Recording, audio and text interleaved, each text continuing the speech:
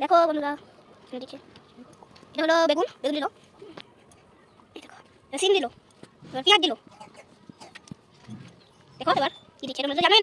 আজকে আমাদের সরস্বতী পূজা ছেলে আজকে গোটাই সেদ্ধ হবে। তা দেখো কি কি সেদ্ধ হয়।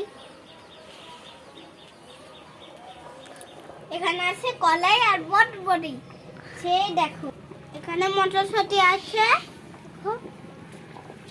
আর দেখো বেগুন, দেখো কেমন বেগুন এগুলো সাদা। আর দেখো রসুন, দেখো কত ছোট রসুন। এই দেখো, এই দেখো সিম। এখানে কি আছে দেখো, এখানে পিঠে হয়েছে।